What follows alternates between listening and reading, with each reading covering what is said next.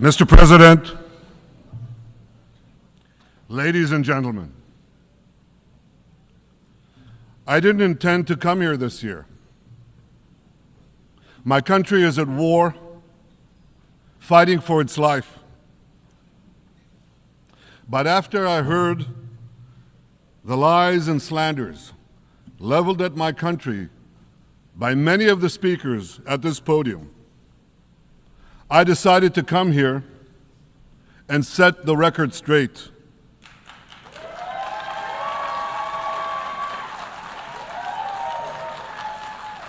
I decided to come here to speak for my people, to speak for my country, to speak for the truth.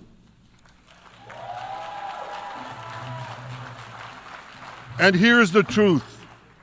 Israel seeks peace. Israel yearns for peace. Israel has made peace and will make peace again.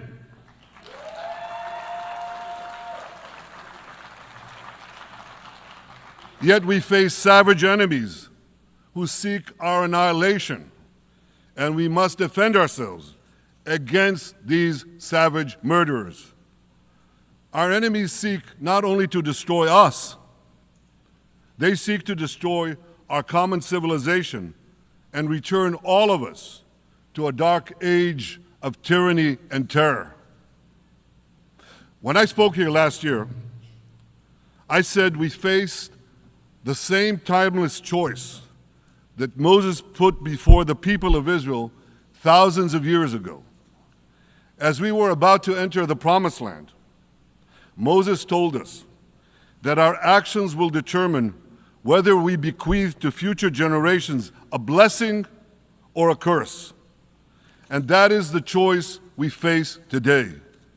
The curse of Iran's unremitting aggression, or the blessing of a historic reconciliation between Arab and Jew.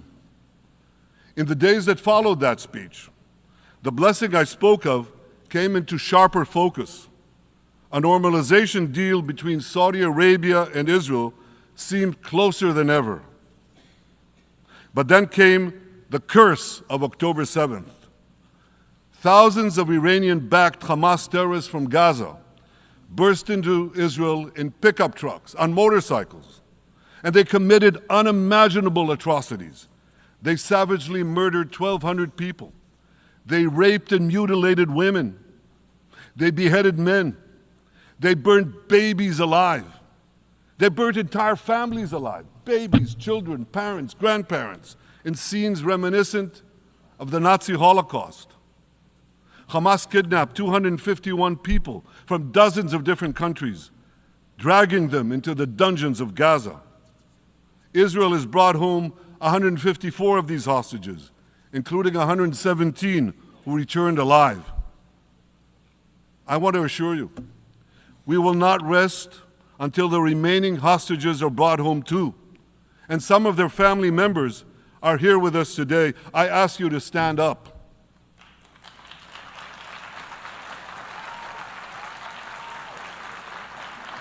With us is Eli Stevie, whose son Idan was abducted from the Nova Music Festival. That was his crime, a music festival. And these murderous monsters took him. Kobe Smirno, whose son Jonathan was murdered, and his corpse was taken into the dungeons, into the terror tunnels of Gaza. A corpse held hostage. Salim al-Atrash, whose brother Muhammad, a brave Arab-Israeli soldier, was murdered. His body too was taken to Gaza. And so was the body of Ifat Hyman's daughter Inbar, who was brutally murdered at that same music festival. With us is Sharon Sharabi, whose brother Yossi was murdered, and who prays for his older brother Eli, who is still held hostage in Gaza. And with us too is Izhar Lifsich from Kibbutz Nir Oz, a kibbutz that was wiped out by the terrorists. Thankfully, we achieved the release of his mother Yocheved, but his father Oded is still languishing in an underground terrorist hell of Hamas. I again promise you, we will return your loved ones home. We will not spare that effort until this holy mission is accomplished.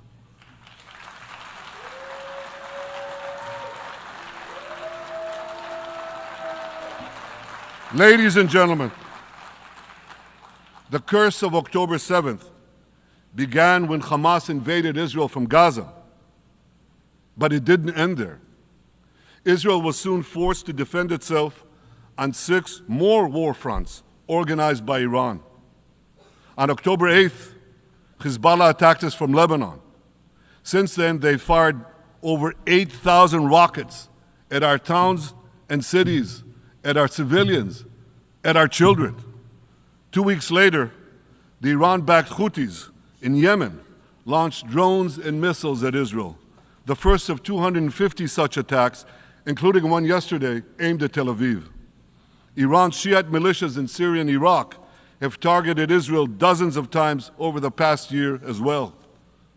Fueled by Iran, Palestinian terrorists in Judea and Samaria perpetrated scores of attacks there and throughout Israel. And last April, for the first time ever, Iran directly attacked Israel from its own territory, firing 300 drones, cruise missiles, and ballistic missiles at us. I have a message for the tyrants of Tehran. If you strike us, we will strike you. There is no place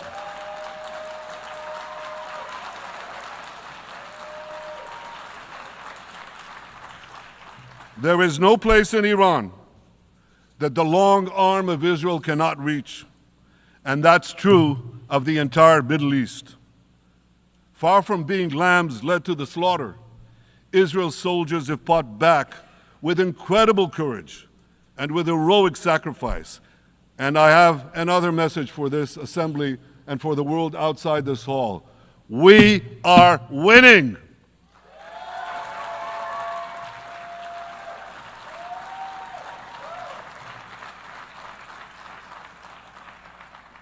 Ladies and gentlemen, as Israel defends itself against Iran in the seven-front war, the line separating the blessing and the curse could not be more clear. This is the map I presented here last year. It's a map of a blessing. It shows Israel and its Arab partners forming a land bridge connecting Asia and Europe between the Indian Ocean and the Mediterranean Sea. Across this bridge, we will lay rail lines, energy pipelines, fiber optic cables, and this will serve the betterment of 2 billion people. Now look at this second map. It's a map. Look at the second map. It's a map of a curse. It's a map of an arc of terror that Iran has created and imposed from the Indian Ocean to the Mediterranean. Iran's malignant arc has shut down international waterways. It cuts off trade. It destroys millions, destroys nations from within, and inflicts misery on millions. On the one hand, a bright blessing, a future of hope. On the other hand, a dark future of despair. And if you think this dark map is only a curse for Israel, if you think that, then you should think again. Because Iran's aggression, if it's not checked, will endanger every single country in the Middle East and many, many countries in the rest of the world. Because Iran seeks to impose its radicalism well beyond the Middle East. That's why it funds terror networks on 5 continents. That's why it builds ballistic missiles for nuclear warheads to threaten the entire world. For too long, the world has appeased Iran. It turns a blind eye to its internal repression. It turns a blind eye to its external aggression. Well, that appeasement must end. And that appeasement must end now.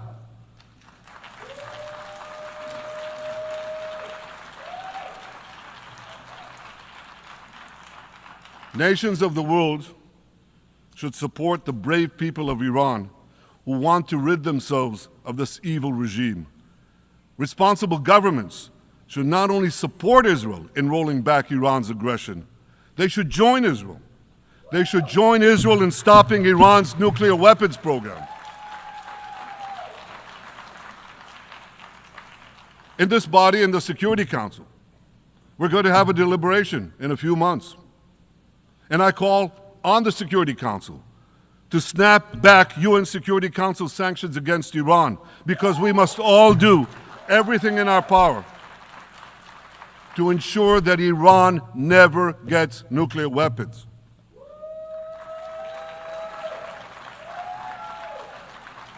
For decades, I've been warning the world against Iran's nuclear program. Our actions delayed this program by perhaps a decade, but we haven't stopped it. We've delayed it, but we haven't stopped it. Iran now seeks to weaponize its nuclear program for the sake of the peace and security of all your countries. For the sake of the peace and security of the entire world, we must not let that happen. And I assure you, Israel will do everything in its power to make sure it doesn't happen.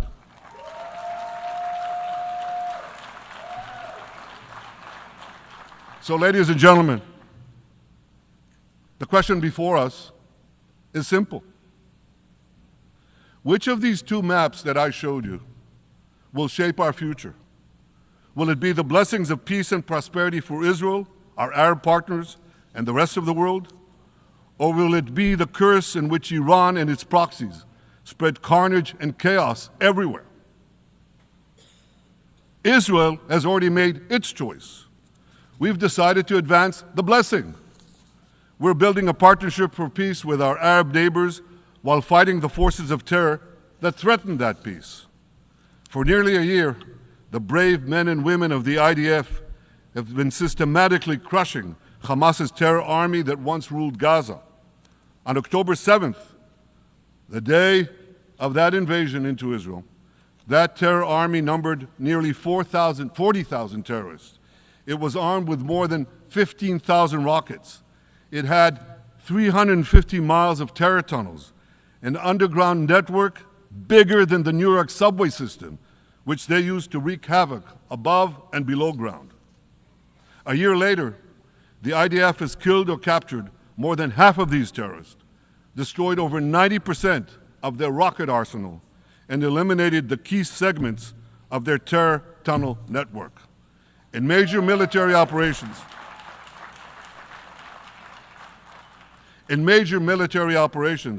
we destroyed nearly all of Hamas's terror battalions, 23 out of 24 battalions. Now, to complete our victory, Hamas's remaining fighting capabilities, we are taking out senior terrorist commanders and destroying remaining terrorist infrastructure. But all the while, and I'll say this one more time, we remain focused on our sacred mission, bringing our hostages home, and we will not stop until that mission is complete.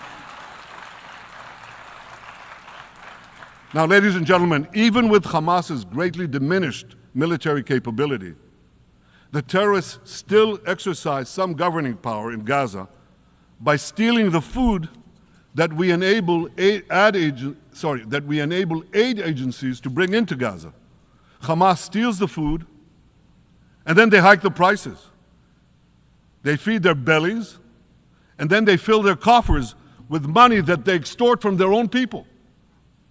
They sell the stolen food at exorbitant prices.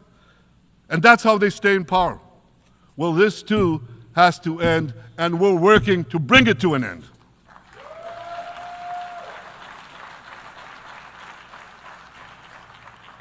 And the reason is simple.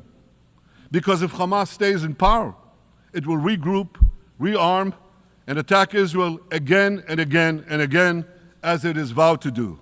So Hamas has got to go.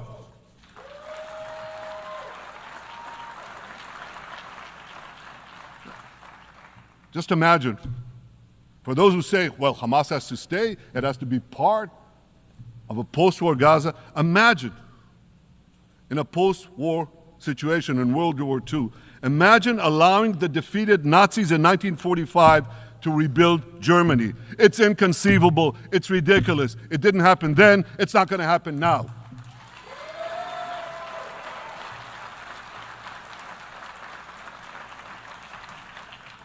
This is why Israel will reject any rule for Hamas in a post-war Gaza. We don't seek to resettle Gaza. What we seek is a demilitarized and de-radicalized Gaza. Only then can we ensure that this round of fighting will be the last round of fighting. We are ready to work with regional and other partners to support a local civilian administration in Gaza committed to peaceful coexistence. As for the hostages, I have a message for the Hamas captors. Let them go. Let them go. All of them. Those alive today must be returned alive, and the remains of those whom you brutally killed must be returned to their families. Those families here with us today, and others in Israel, deserve to have a resting place for their loved ones, a place where they can grieve and remember them. This war, ladies and gentlemen, this war can come to an end now. All that has to happen is for Hamas to surrender, lay down its arms, and release all the hostages. But if they don't, we will fight until we achieve victory, total victory. There is no substitute for it.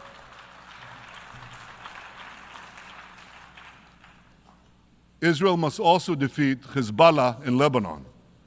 Hezbollah is the quintessential terror organization in the world today. It has tentacles that span in all continents. It has murdered more Americans and more Frenchmen than any group except bin Laden. It's murdered the citizens of many countries represented in this room. And it has attacked Israel viciously over the last 20 years, in the last year, completely unprovoked. A day after the Hamas massacre, on October 7th, Hezbollah began attacks against Israel, which forced more than 60,000 Israelis on our northern border to leave their homes, becoming refugees in their own land. Hezbollah turned vibrant towns in the north of Israel into ghost towns. So I want you to think about this in equivalent American terms. Just imagine if terrorists turned El Paso and San Diego into ghost towns. Then ask yourself, how long would the American government tolerate that? A day? A week? A month? I doubt they tolerate it even for a single day. Yet Israel has been tolerating this intolerable situation for nearly a year. Well, I've come here today to say, enough is enough.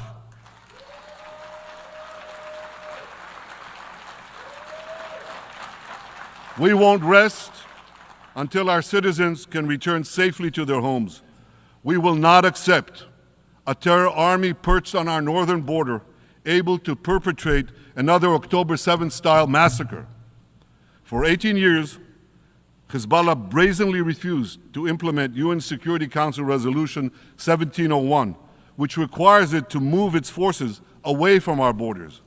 Instead, Hezbollah moved right up to our border.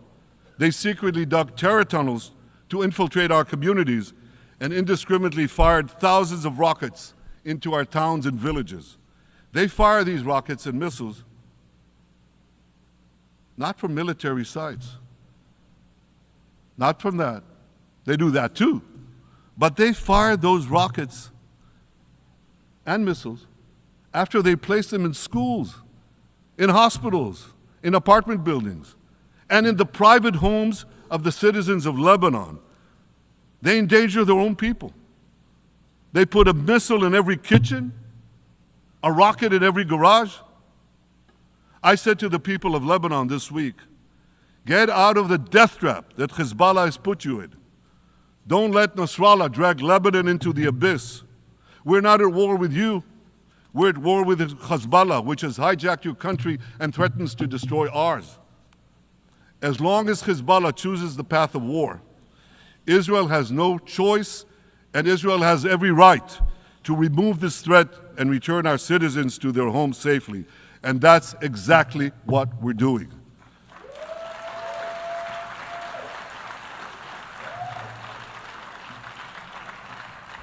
Just this week, the IDF destroyed large percentages of Hezbollah's rockets, which had built with Iran's funding for 3 decades. We took out senior military commanders who not only shed Israeli blood, but American and French blood as well. And then we took out their replacements, and then the replacements of their replacements. And we'll continue degrading Hezbollah until all our objectives are met.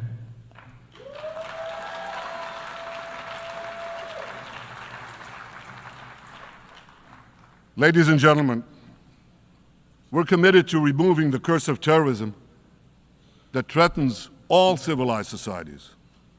But to truly realize the blessing of a new Middle East, we must continue the path we paved with the Abraham Accords 4 years ago. Above all, this means achieving a historic peace agreement between Israel and Saudi Arabia.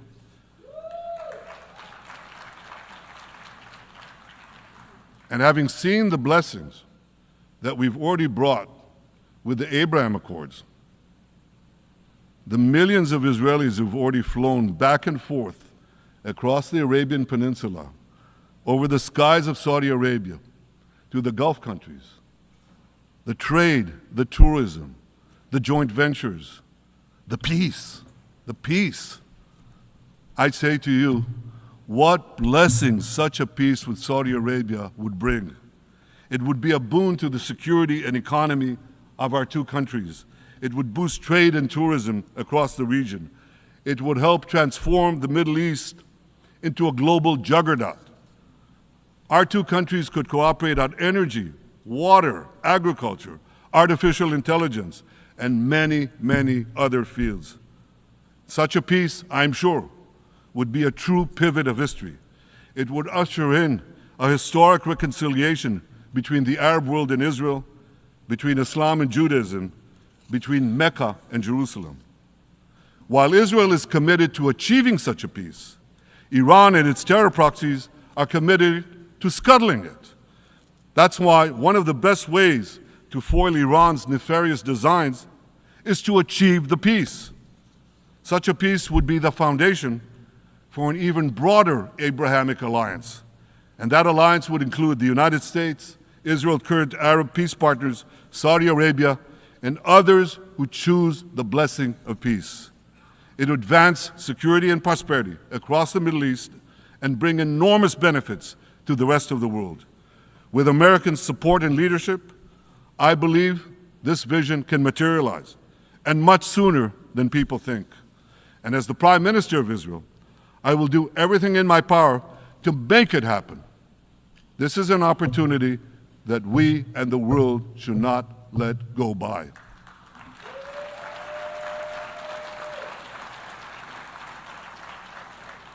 Ladies and gentlemen, Israel has made its choice. We seek to move forward to a bright age of prosperity and peace. Iran and its proxies have also made their choice. They want to move back to a dark age of terror and war. And now I have a question. And I pose that question to you. What choice will you make? Will your nation stand with Israel? Will you stand with democracy and peace? Or will you stand with Iran, a brutal dictatorship that subjugates its own people, exports terrorism across the globe? In this battle between good and evil, there must be no equivocation. When you stand with Israel, you stand for your own values and your own interests. Yes, we're defending ourselves, but we're also defending you against a common enemy that through violence and terror seeks to destroy our way of life. So there should be no confusion about this. But unfortunately, there is a lot of it in many countries and in this very hall, as I've just heard. Good is portrayed as evil, and evil is portrayed as good. We see this moral confusion when Israel is falsely accused of genocide, when we defend ourselves against enemies who try to commit genocide against us. We see this too when Israel is absurdly accused by the ICC prosecutor of deliberately starving Palestinians in Gaza. What an absurdity. We helped bring in 700,000 tons of food into Gaza. That's more than 3,000 calories a day for every man, woman, and child in Gaza. We see this moral confusion when Israel is falsely accused of deliberately targeting civilians. We don't want to see a single person, a single innocent person die. That's always a tragedy. And that's why we do so much to minimize civilian casualties, even as our enemies use civilians as human shields. And no army has done what Israel is doing to minimize civilian casualties. We drop flyers, we send text messages, we make phone calls by the millions to ensure that Palestinian civilians get out of harm's way. We spare no effort in this noble pursuit. We see yet another profound moral confusion when self-described progressives march against the democracy of Israel. Don't they realize they support the Iranian-backed goons in Tehran and in Gaza? The goons who gun down protesters, murder women for not covering their hair, and hang gays in public squares, some progressives. According to the US Director of National Intelligence, Iran funds and fuels many of the protesters against Israel. Who knows, maybe some of the protesters, or even many of the protesters outside this building now. Ladies and gentlemen, King Solomon, who reigned in our eternal capital, Jerusalem, 3,000 years ago, proclaimed something that is familiar to all of you. He said, "There is nothing new under the sun." Well, in an age of space travel, quantum physics, and artificial intelligence, some would argue that's a debatable statement. But one thing is undeniable. There is definitely nothing new at the United Nations.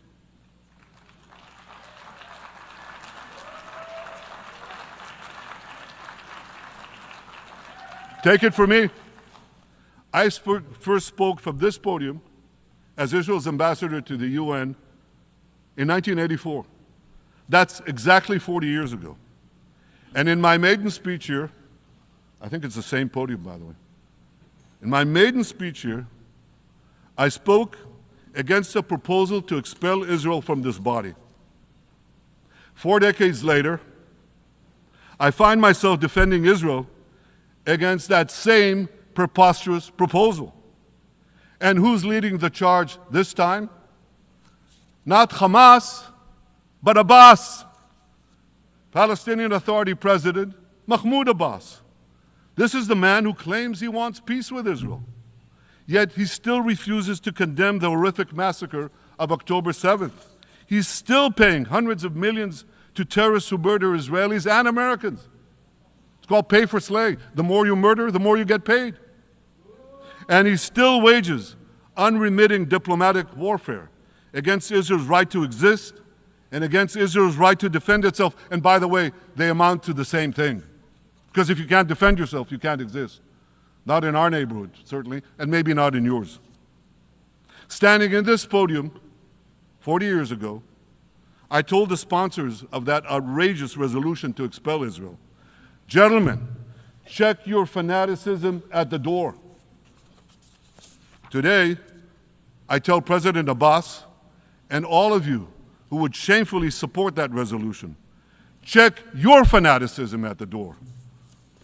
The singling out of the one and only Jewish state continues to be a moral stain on the United Nations. It has made this once respected institution contemptible in the eyes of decent people everywhere. But for the Palestinians, this UN House of Darkness is home court. They know that in this swamp of anti-Semitic bile, there's an automatic majority willing to demonize the Jewish state on anything. In this anti-Israel, flat earth society, any false charge, any outlandish allegation can muster a majority. In the last decade, there have been more resolutions passed against Israel in this hall at the UN General Assembly than against the entire world combined. Actually, more than twice as many. Since 2014, this body condemned Israel 174 times. It condemned all the other countries in the world 73 times. That's more than 100 extra condemnations for the Jewish state. What hypocrisy, what a double standard, what a joke. So the UN's hostility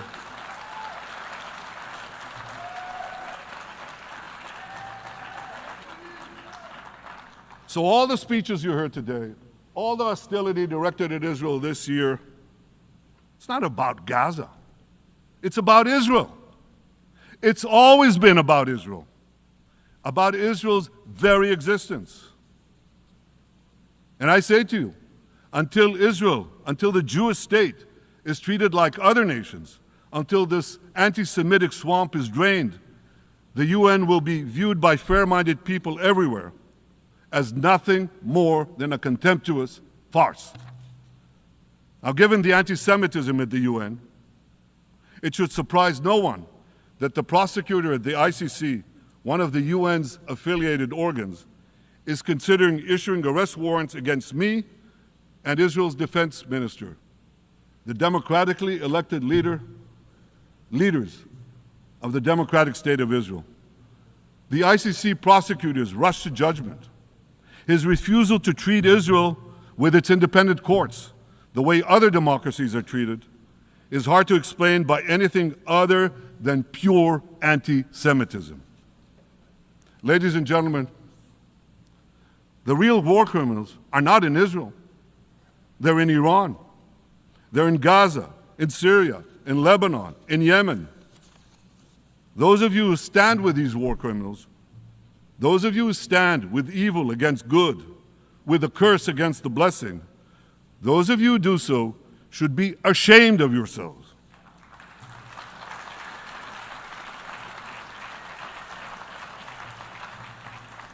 But I have a message for you. Israel will win this battle. We'll win this battle because we don't have a choice. After generations in which our people were slaughtered, remorselessly butchered, and no one raised a finger in our defense, we now have a state. We now have a brave army, an army of incomparable courage, and we are defending ourselves.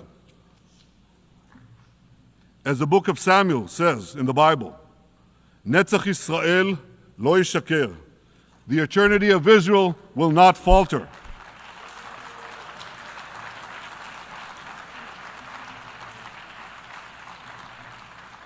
In the Jewish people's epic journey from antiquity, in our odyssey through the tempests and upheavals of modern times, that ancient promise has always been kept, and it will hold true for all time. To borrow a great poet's phrase, Israel will not go gently into that good night. We will never need to rage against the dying of the light, because the torch of Israel will forever shine bright.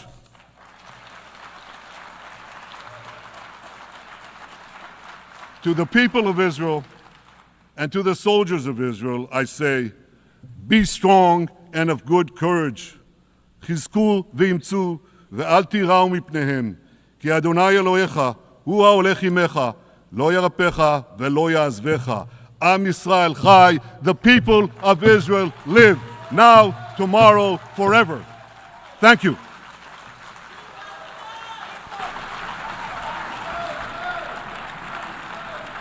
On behalf of the Assembly, I wish to thank the Prime Minister of the State of Israel